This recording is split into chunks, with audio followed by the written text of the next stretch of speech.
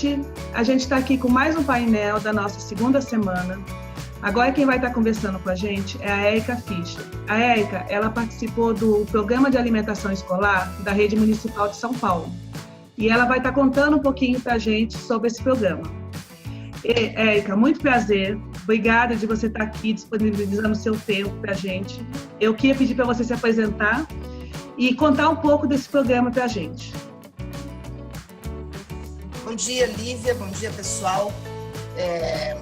De fato, eu tenho bastante a contar sobre esse programa, que eu acho que hoje é um grande indutor de novos hábitos e novas práticas na área de alimentação.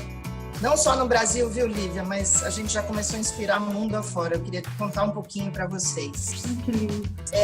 Eu costumo brincar que a Rede Municipal de São Paulo é talvez o maior restaurante do mundo.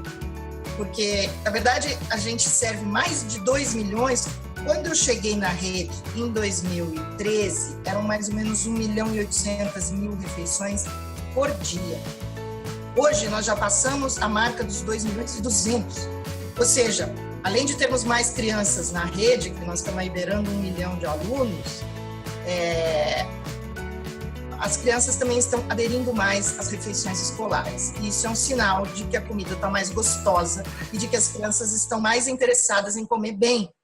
Porque a refeição escolar da rede municipal, ela não é só merenda, sabe? Ela há muito tempo deixou de ser. Quando a gente fala em merenda, a gente lembra de bolacha, suco, bolinho, achocolatado. É isso que a gente lembra. Até porque lá no passado era só isso que se dava.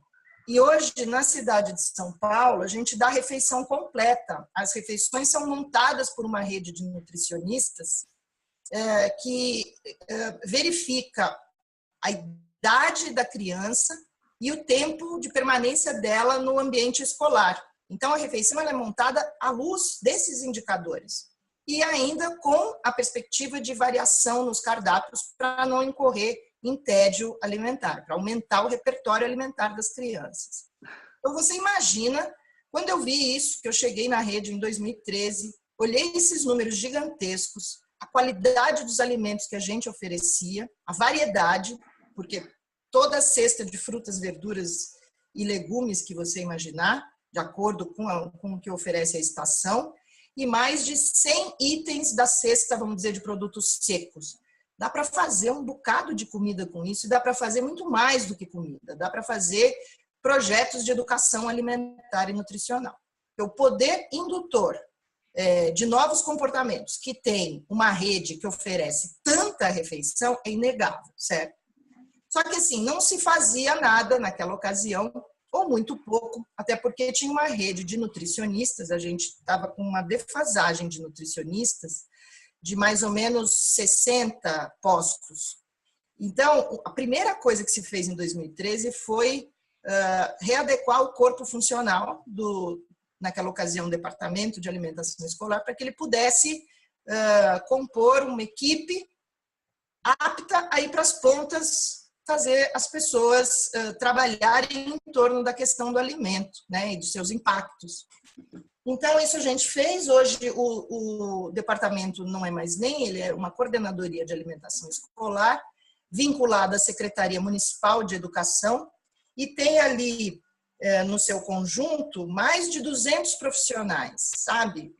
100 deles são nutricionistas. E metade dessas nutricionistas, seguramente metade, vão para as pontas, vão para as unidades escolares. Mais de 2.700 unidades escolares a gente tem. E cada nutricionista tem um portfólio de unidade para visitar. Nessa visita, ela verifica como é que está, se os alimentos oferecidos são os alimentos que foram elaborados, né? Se o cardápio está sendo seguido. Esse cardápio ele é publicado em diário oficial, para que haja transparência. A marca dos alimentos oferecidos, se for o caso da rede terceirizada, porque ainda tem esse complemento, nada é fácil. Ali, nada é fácil. Porque a gente tem um pedaço da cidade que está terceirizado para empresas e tem outro pedaço da cidade que a gente ainda oferece o alimento. A empresa só cuida de manipular, colocar merendeira e substituir equipamentos, que a gente chama de terceirização mista. Então, tanto no caso da mista quanto da terceirizada, os alimentos não podem ser quaisquer. Eles têm que seguir o padrão e eles têm uma série de exigências que são cumpridas, que devem ser cumpridas para o alimento ingressar no ambiente da escola. Isso é verificado por um setor dentro do departamento, que é um setor de pesquisa e desenvolvimento, que desenvolve nossos objetos, ou seja, que especifica o tipo de alimento ou de produto alimentício que a gente pode adquirir, naquilo que não se enxerga, sabe? Teor de sódio, teor de gordura, teor de açúcares e etc. Aliás, sobre isso, justamente por a gente ter esse enorme poder de compra nas mãos, a gente conseguiu realizar diálogos junto às empresas, as maiores fornecedoras, daqueles alimentos onde a gente mais compra, para que elas desenvolvessem nos seus setores de pesquisa alimentos mais saudáveis. Então, quando a gente fala de refeição completa, assim, jantar e o almoço, isso praticamente não acontece porque a gente está trabalhando com produtos, com alimentos in natura, né? Você vai fazer o arroz, o feijão, a salada, a carne, o peixe, o frango ou a proteína de soja, mas não há alteração no alimento na origem. Então, é isso. Não há o que se fazer para melhorar a alimentação neste perfil, além do que a gente já está fazendo de tentar transformar alimentos convencionais em orgânicos, mas isso é outro capítulo. Na área dos lanches, lanche da tarde, café da manhã, a gente ainda fica bastante refém, como é natural, de alimentos com algum processamento. Então, nesses momentos, as crianças comem achocolatados, comem bolinhos, comem bolachas, comem aquilo que você, quando olha, você não enxerga diretamente de que lugar da natureza aquele produto vem, é um alimento processado. Então, a gente tenta, nosso esforço de pesquisa e desenvolvimento é justamente seduzir as empresas, não sei se essa seria a palavra certa, mas na verdade, dialogar com as empresas para que elas formulem objetos melhores, fórmulas melhores de conteúdo desses alimentos. Os ingredientes mais saudáveis. Mais saudáveis no sentido de alguma maneira, enfrentar o ambiente obesogênico que a gente vive hoje na nossa sociedade. Então, mais saudáveis do ponto de vista dos acréscimos desnecessários de açúcar, de sal, de sódio, de conservantes, etc. Então, nesse caso, vou te dar um exemplo prático. O bolinho, que é um bolinho que compõe o lanche das crianças, quando a gente chegou, ainda existia bolinho com recheio, mas nós mandamos eliminar o tal do recheio, porque o recheio é puro açúcar desnecessário. Aí a gente conversou com as empresas que fazem bolinho e falou, empresas, não dá para tirar um pouco do açúcar da massa desse bolinho? Não dá para pôr mais fibra nesse bolinho? E as empresas fizeram isso. Hoje a gente tem um bolinho com 12% menos de açúcar na massa e tem mais fibra na composição. Fizemos isso também com achocolatado. A gente conseguiu substituir, inverter o volume de açúcar com o de cacau. Hoje o achocolatado tem mais cacau. São algumas ações, né, Lívia, que a gente vai tomando, porque, inclusive, a gente modula o comportamento da empresa na medida que a gente faz esse diálogo, porque a empresa passa, a partir daí, usar, no bom sentido, a rede municipal como um grande laboratório de testes antes de se lançar no mercado. E a gente, com o trabalho que tem junto à rede das nutricionistas, a gente consegue disseminar esses hábitos para que eles fiquem permanentes. Então, não é que tirou o bolinho, o açúcar do bolinho e a criança não gostou ou negou o bolinho. Ela come o bolinho porque, na verdade, o açúcar é algo que, se você não der quando a pessoa é pequena, ela não vai querer quando ela é maior, quando ela é adulta. Então, você tira o quanto antes, certo? Porque ele, na verdade, ele provoca um vício e mascara o sabor verdadeiro do alimento. Bom, te falei um pouquinho sobre um dos eixos que eu considero talvez seja a espinha dorsal do trabalho da alimentação escolar, que é a garantia da excelência nutricional dos alimentos e dos cardápios elaborados, tá? Tem um outro eixo que a gente também considerou muito, eu considerei muito quando eu cheguei em 2013, que eu batizei de governança participativa. É um nome interno, né? Mas que traduz o seguinte: naquela ocasião, o departamento de merenda escolar, que era o nome dele, depois que a gente mudou isso rapidamente, ele não dialogava com a sociedade civil, e muito menos com a academia. Ele era fechado lá num andar do centro da cidade. As nutricionistas não conversavam, mal e mal conheciam quem era o seu secretário, porque a alimentação escolar já passou por diversas secretarias, já foi Secretaria de Abastecimento, já foi da Secretaria de Planejamento, e desde 2009 é da Secretaria de Educação, e lá deverá permanecer, porque hoje se entende que a alimentação tem que compor o projeto político-pedagógico das escolas. Então, não vai mais sair da Secretaria de Educação. Ocorre que o sentimento interno daqueles profissionais era um pouco de baixa autoestima, de abandono, de, sabe, cão sem dono. Quem somos nós? Apesar de um trabalho excelente desenvolvido por eles e de muita dedicação, porque eu nunca vi na minha vida um lugar onde se trabalha tanto. Isso é só você imaginar, né? Se um pequeno restaurante você vê o trabalho que dá, você imagina o que é fazer com que essas refeições sejam garantidas lá nas pontas, em tanta escola afastada, tanta escola com dificuldade de acesso, com dificuldade de espaço para oferecer a refeição adequada, para elaborar. Quer dizer, nós temos uma rede extremamente complexa, né? E fazer isso com a competência que se faz, realmente a gente tem que tirar o chapéu para a equipe que está lá. E eu falei, bom, não tem por que manter. Eu acho que a gente tem tudo para se abrir para o mundo, porque isso vai melhorar a nossa condição funcional. O trabalho dos profissionais da alimentação escolar tem que ser um trabalho em diálogo contínuo com aqueles que trabalham com a alimentação.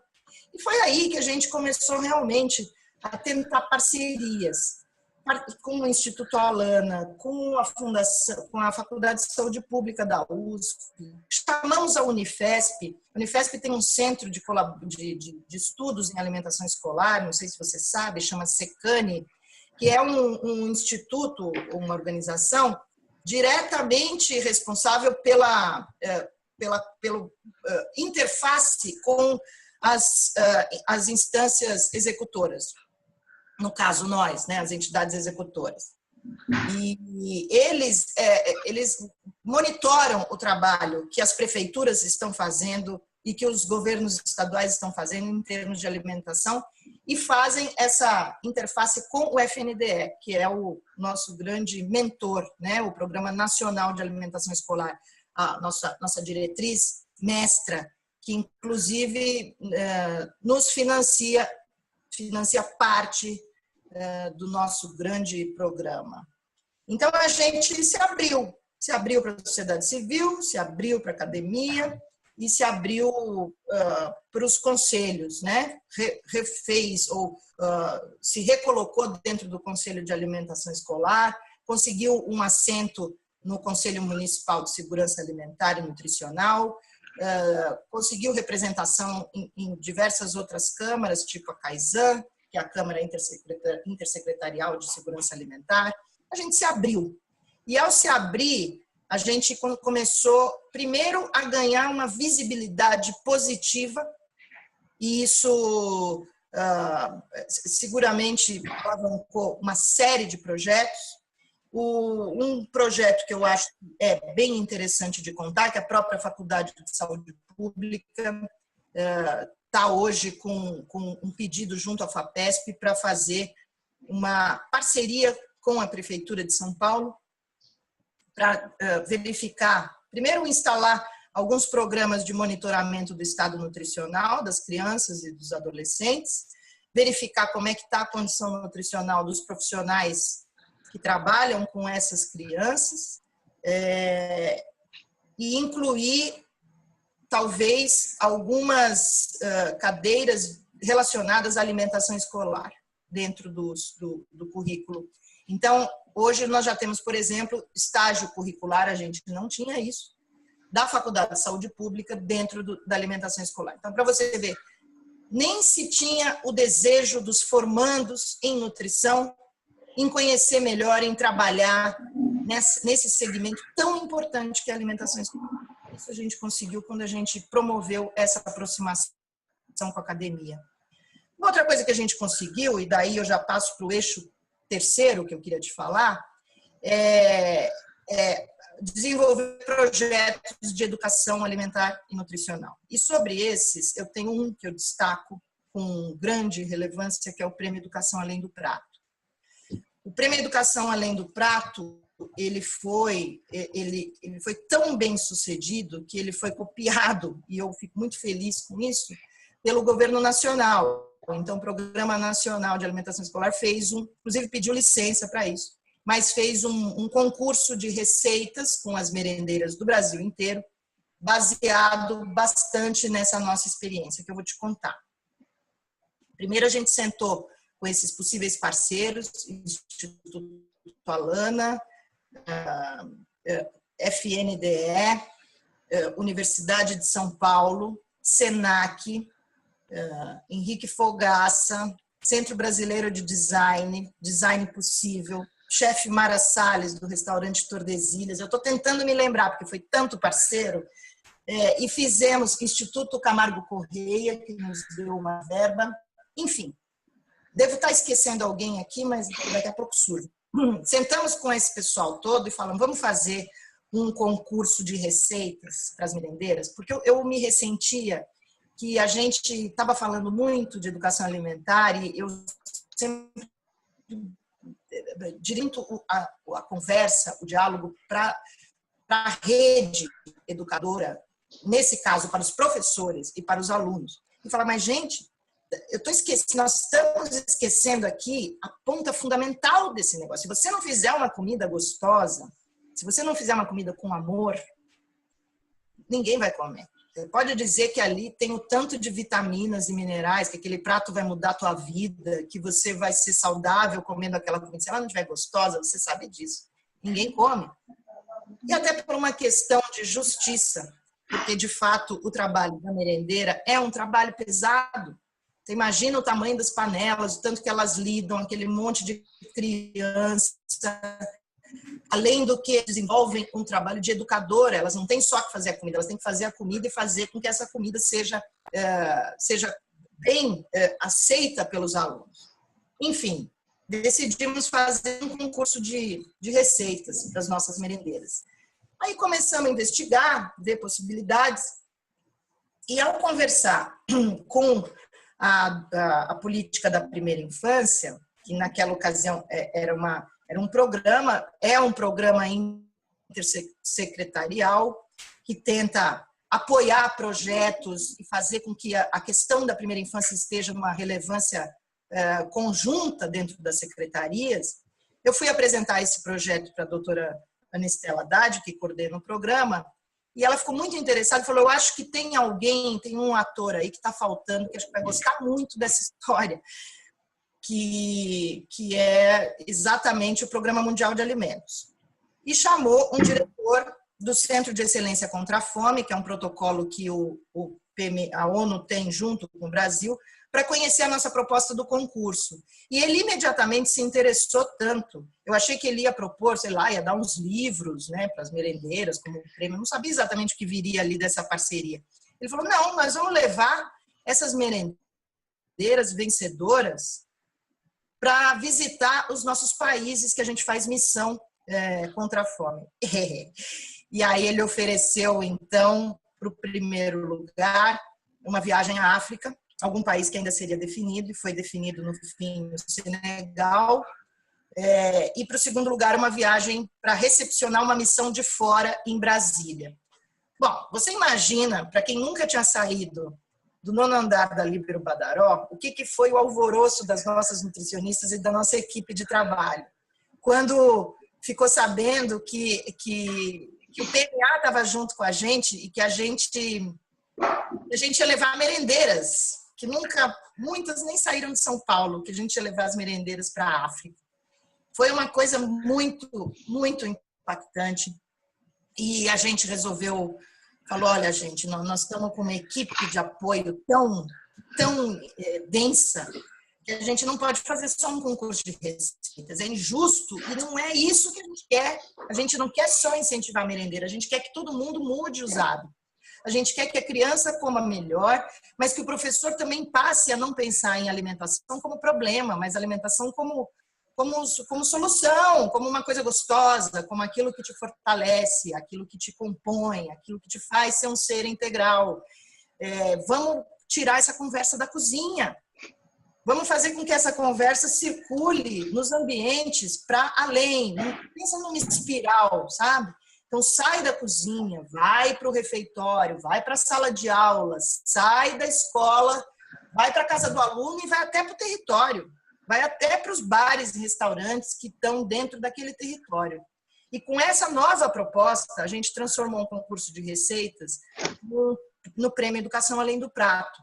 Ou seja, a gente premiaria não só a formulação da receita, isso seria uma culminância de um projeto em torno da alimentação. Então, o que a gente estaria premiando era a capacidade da comunidade educacional de articular os temas da alimentação em espaços não óbvios, tirar a conversa de dentro da cozinha. E a partir dessa mobilização, a comissão responsável, já não tinha um responsável, tinha que ser uma comissão, que é um trabalho de equipe, iria nos oferecer uma receita. Então, a receita saudável, com fruta, verdura e legume, em duas vertentes de preparação, quente e fria. Então, tinha essas duas categorias. Tinha que vir como culminância do projeto de mobilização, entendeu? Então, não bastava ligar no Google e procurar uma receita. Tinha que ser uma receita elaborada a partir, que a gente pudesse ver que ela tinha vindo do envolvimento da merendeira, das equipes, em torno de um projeto de alimentação. Bom, isso daí foi em 2014. Em 2013 a gente começou as conversas, em 2014 a gente lançou o prêmio, em maio. As equipes tiveram de maio até setembro para se mobilizar. Foi um ano atípico, um ano difícil, porque além de greve na rede, a gente teve Copa. A despeito disso, a gente conseguiu fazer muita mobilização. Durante esses 3 meses em que as escolas tinham que produzir seus projetos, o Departamento de Alimentação Escolar se dedicou aí muito nos mercados públicos, nos céus da capital, para reunir as equipes de educadores e de comunidade para botar lenha nessa fogueira, sabe? Falar sobre alimentação, propor temas. Fizemos um site, nesse site a gente ofereceu uma série de conteúdos dirigidos a todos os públicos interessados em alimentação dentro da escola, para que eles pudessem se municiar, né, de informação e de inspiração para produzir seus projetos. E foi uma coisa fenomenal, porque quem nunca tinha trabalhado, falado sobre isso, começou a se interessar. De fato, também com essa rede de apoios, não tinha como dar errado, né? O Instituto Alana, ele nos ajudou fazendo um vídeo maravilhoso, produziu um vídeo para nós.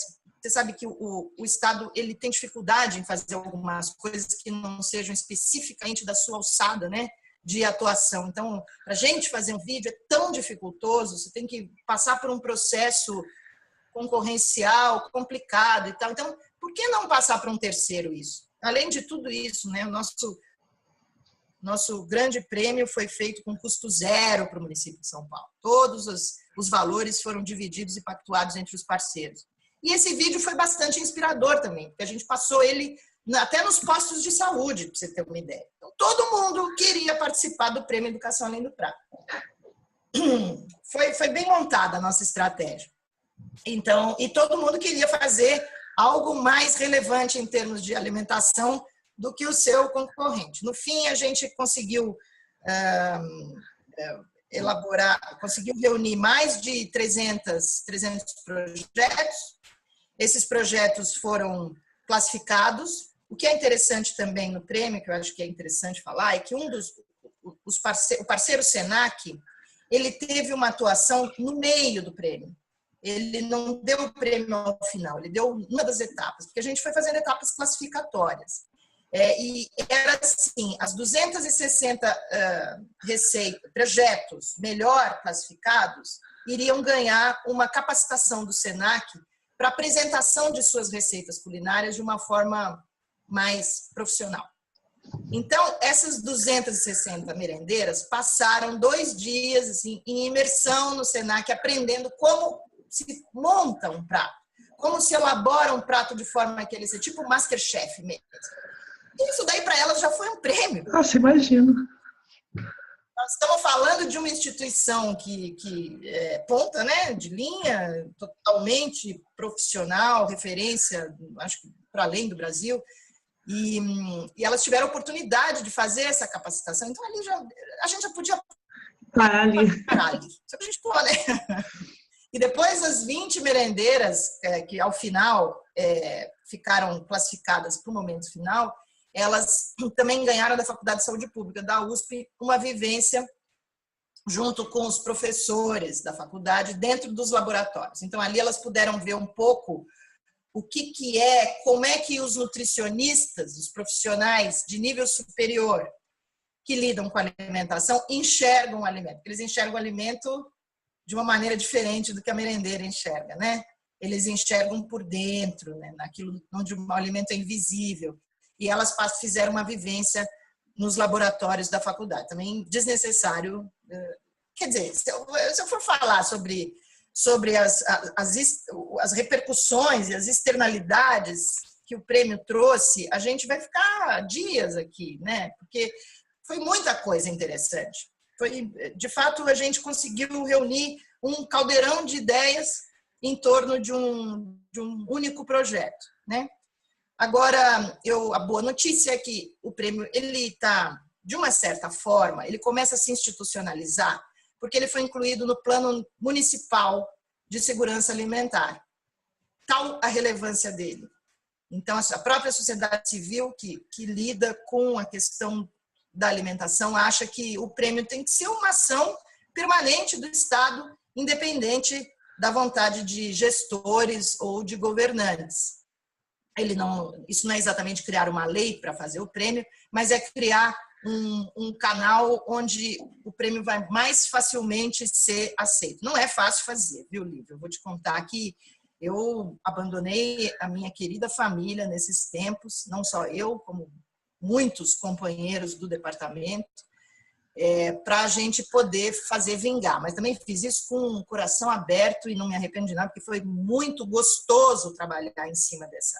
Agora, de fato, a gente já está desenhando a possibilidade de ter uma nova edição desse prêmio. O Programa Mundial de Alimentos, por meio do Centro de Excelência contra a Fome, que fica lá em Brasília, veio para São Paulo no final de junho e assinou, junto com o prefeito, assinou um protocolo de intenções para renovar e fazer uma segunda edição do Prêmio Educação Além do Prato.